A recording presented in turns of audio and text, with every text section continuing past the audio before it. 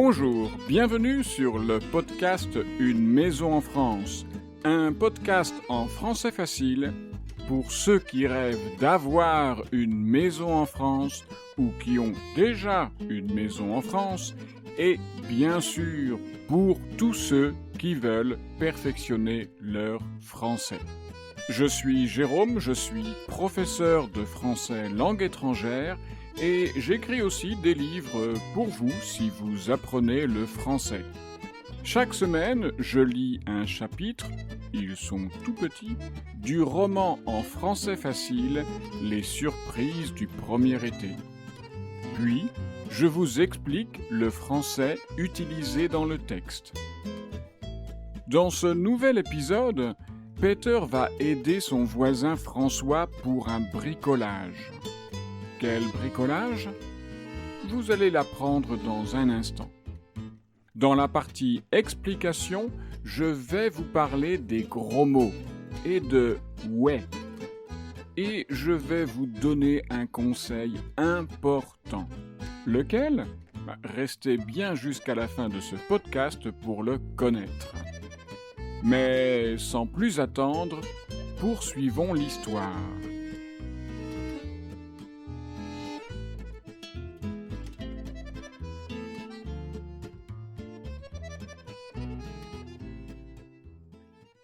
Jeudi, Peter est toujours occupé avec l'installation électrique.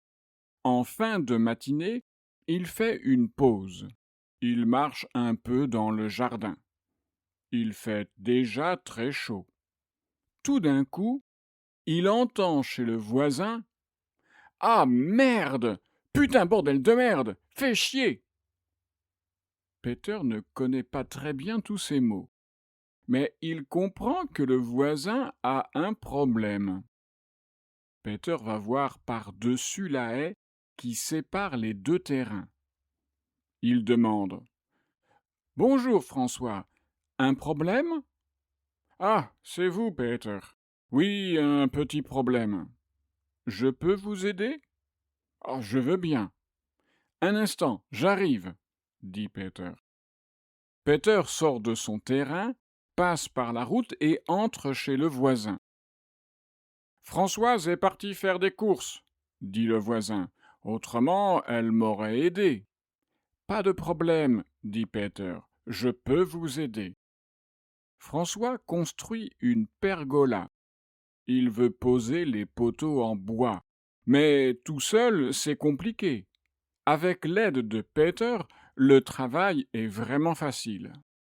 En moins d'une demi-heure, François et Peter ont posé les 4 poteaux de la pergola. Peter propose aussi son aide pour poser les poutres. Quand le travail est fini, François remercie Peter et dit « Une petite bière ? » « Comment ? Je vous offre une bière ? » « Ah, d'accord, bricoler, ça donne soif. »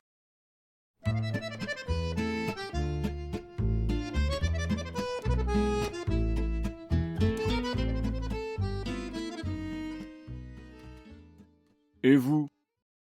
Est-ce que ça vous est déjà arrivé d'aider vos voisins ? Pour un bricolage ?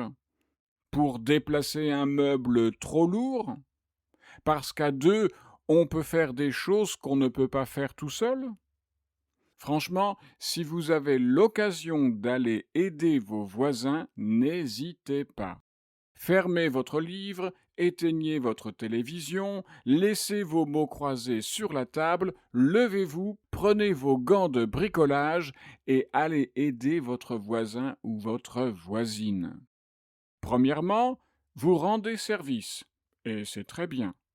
Deuxièmement, vous renforcez vos contacts sociaux dans votre nouveau pays, et vous en avez peut-être besoin. Troisièmement, c'est l'occasion de pratiquer le français d'une façon que la plupart des livres ne peuvent pas vous offrir. Bref, c'est idéal. Alors, comment savoir quand vous pouvez aider vos voisins ? Parfois, ce sont vos voisins qui peuvent venir vous demander de l'aide. Mais vous pouvez spontanément proposer votre aide.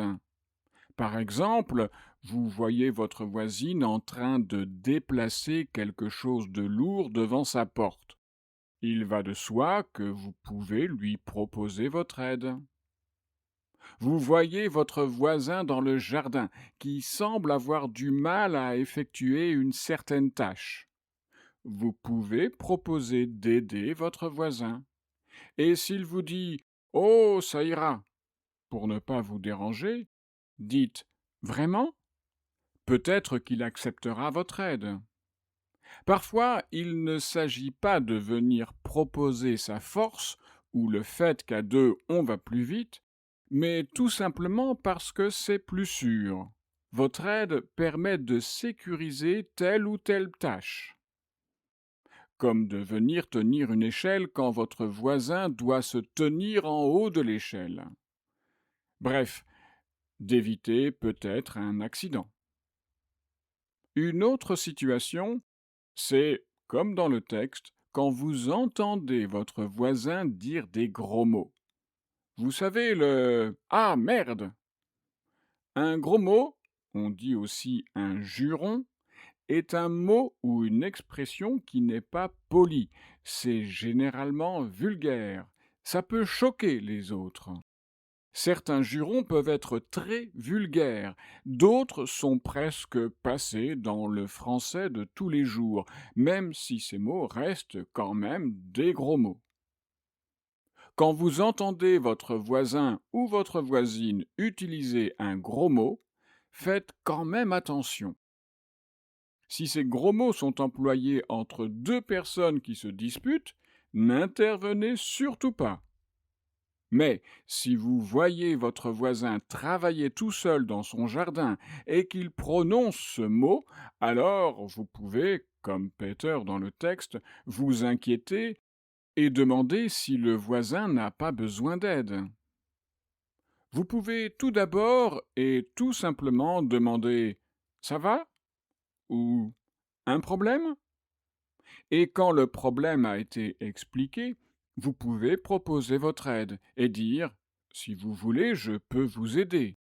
Ou Voulez-vous que je vous aide? Ou encore Dites-moi si vous avez besoin d'un coup de main. Un coup de main, ce n'est surtout pas quelque chose de violent. Non, au contraire. Un coup de main, c'est une expression qui veut dire une aide. Donner un coup de main signifie tout simplement aider. Maintenant, vous, est-ce que vous pouvez utiliser les gros mots? Les jurons français comme les Français? Eh bien, je dirais que vous devez faire attention avec les gros mots si vous ne maîtrisez pas encore très bien le français, car vous risquez d'employer un gros mot de façon inappropriée. Vous n'avez pas tout à fait compris la force d'un gros mot et vous l'employez. Autre cas de figure, vous employez un gros mot dans un contexte inapproprié.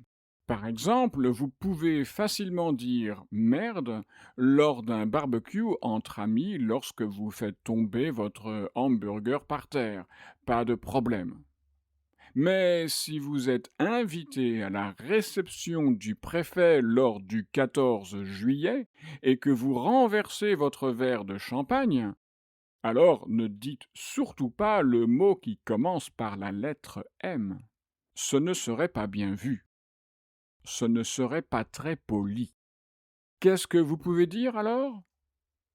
Il existe un juron assez distingué. C'est le mot zut. Ça s'écrit Z-U-T. Donc, résumons. Vous faites tomber votre hamburger par terre lors d'un barbecue entre amis. Vous pouvez dire Merde, mon hamburger. Vous renversez votre verre de champagne sur la pelouse dans le jardin du préfet. Vous pouvez dire Zut, mon champagne. Et même lors du barbecue avec vos très bons amis, vous pouvez dire Zut, ça passe très bien.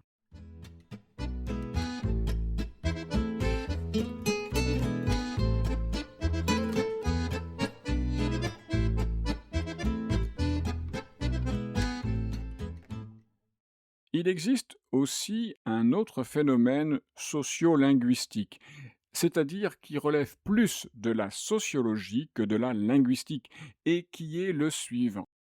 En France, les Français sont extrêmement attachés à leur langue. Les Français sont souvent très puristes avec la langue française.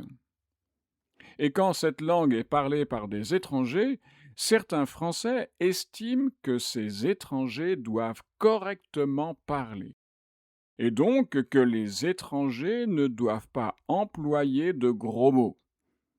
Donc si vous employez des gros mots, ça peut choquer certains Français. C'est un peu comme le oui et le ouais. Le mot oui, que vous connaissez tous, le oui et le non, et la forme, disons, correcte. Le mot ouais est la forme relâchée, presque vulgaire, du oui. Les Français utilisent très souvent le ouais, mais certains trouvent que les étrangers ne devraient pas utiliser le mot ouais, seulement le mot oui. Et je dirais qu'ils n'ont pas tout à fait tort. J'ai déjà entendu des étrangers utiliser seulement le mot ouais, peut-être parce qu'ils ont appris le français dans la rue ou dans les campings en France, et pas dans les écoles.